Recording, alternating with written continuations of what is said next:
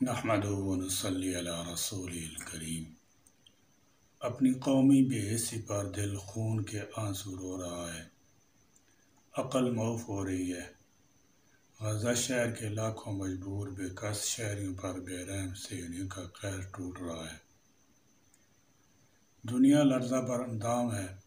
اسرائیلی جارحیت، معصوموں پر جان لیوا تشدد اور لو جسموں کے باوجود فلسطینیوں اور حماس کے جذبہ حریت، جہاد اور شر و سربلندی کا جوش سرد نہیں ہوا۔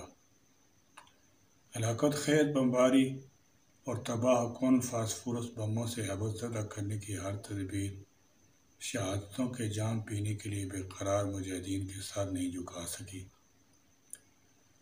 فلسطینی اپنی بقا، حریت اور ظلم کے خلاف اظہار نفرت کی بھاری قیمت ادا کر رہے ہیں، مگر جس جرأت ایمانی سے جانوں کا نذرانہ پیش کر رہے ہیں وہ لائق تعریف ہے، لیکن وہ جنہیں ان کی سچائی اور درست موقف کا اعتراف ہے وہ فکر مندی کی آگ سے سوختہ دل ہیں۔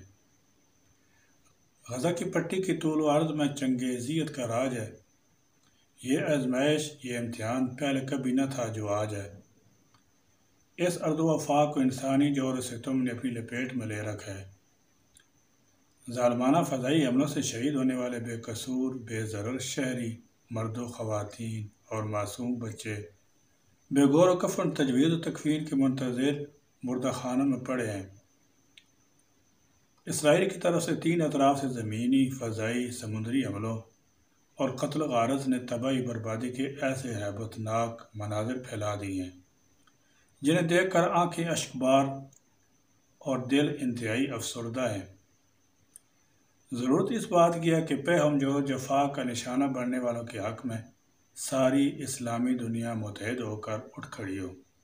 اس مسلسل وحشیانہ بیماری سے رہائشی تجارتی عمارتوں کو اس طرح مسمار اور زمین بوس کر دیا گیا ہے کہ 4 سو پھیلے ملبے کے نیچے دب کر سینکڑوں شہری شہادت پا چکے ہیں اور ہزاروں مضروب و زخم خوردہ لوگ مدد کو پکار رہے ہیں، مگر کسی کے کان پر ایک جون تک نہیں رینگ رہی۔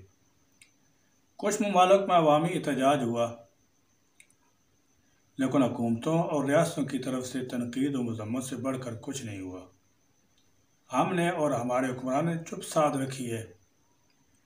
ہماری خاموشی نہیں ٹوٹ پا رہی۔ دلوں میں بھی سکوت کا اندھیرا چھایا ہوا ہے۔ ایک طرف ہاتھ پہ ہاتھ دھرے بیٹھے رہنے کی روش ہے، دوسری طرف شیطانی چالوں کا بڑھتا ہوا شور اور دکھوں کا بہتا لاوا ہے۔ نہ مزاحمت کے ارادے، نہ ظلم کے خلاف کوئی دعویٰ ہے۔ کچھ نہ کرنے کی حکمت عملی ہے اور مدد کے لیے پکارنے والوں کی حسرت آمیز چیخیں۔ یا تو ہم بے حسی اور لاپرواہی کے ساتھ اپنی ذمہ داری سے پہلوتئی کر رہے ہیں، یا دنیاوی عیش و عشرت سے دستبردار ہونے کو تیار نہیں۔ تمام مسلم ممالک کے پاؤں میں سیاسی، معاشی، سفارتی اور دفاعی مجبوری نے بیڑیاں ڈال رکھی ہیں۔ کم از کم احتجاج تو کر سکتے ہیں، پشیمانی کا اظہار تو کر سکتے ہیں، ندامت سے سر جھکا کر قوم اور سامان خوردنوش اکٹھا کر کے جہاں بھلا فلسطینی بھائیوں کے درد کا کچھ تو درماں کر سکتے ہیں۔ افسوس اس حوالے سے بھی جوش و خروش اور جذبہ معدوم دکھائی دیتا ہے۔ کچھ افراد اور تنظیمیں اس سلسلے میں کام کر رہی ہیں جو ناکافی ہے۔ ہم معصوموں کے دکھوں کا بداوا تو کر سکتے ہیں، کھانے پینے کی اشیاء، ادویات، میڈیکل ایڈ اور طبی عملے کی فراہمی کا بندوبست تو کیا جا سکتا ہے، زخمیوں کی مرہم پٹی تو کی جا سکتی ہے اور فلسطینیوں کے دکھے دلوں پر مرہم تو رکھا جا سکتا ہے، مگر اس کے لیے بھی ہم تیار نہیں۔ زیادہ تر مسلم ریاستوں میں اس حوالے سے سناٹا چھایا ہوا ہے۔ رد عمل نہ دارد، سوائے ترکیہ کے جنہوں نے فوجی مداخلت کی دھمکی دی ہے۔ ظلم کا اندھیرا جس قدر پھیلتا جا رہا ہے، اتنی ہی اہمیت اور غیرت کے چراغ بجھتے جا رہے ہیں۔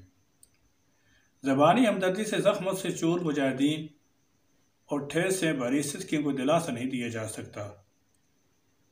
یہ وقت لا تعلق رہنے اور بے حسی کا مظاہرہ کرنے کا نہیں۔ کہنے کا مقصد یہ ہے کہ ہم کئی طرح سے اسرائیلی غزوناکی کے شکار اہل غزہ کو مزید تباہی سے بچا سکتے ہیں۔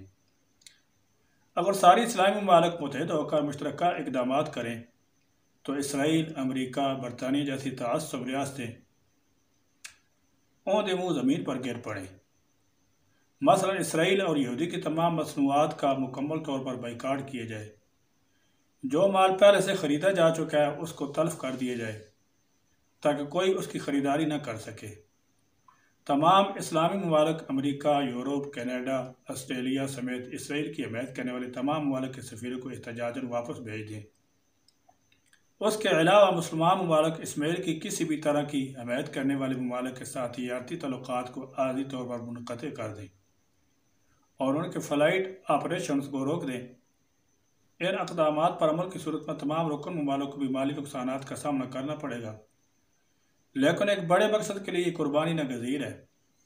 امریکہ اور دیگر طاقتیں عالمی جنگ چھیڑنے کی بات کریں تو مجبوراً تمام اسلامی ممالک کی افواج پر مشتمل مشترکہ اسلامی فوج ترتیب دی جائے تاکہ باہمی تعاون سے مضبوط مستحکم فوج اور وسائل سے بڑی جنگ کا خطرہ ٹالا جا سکے۔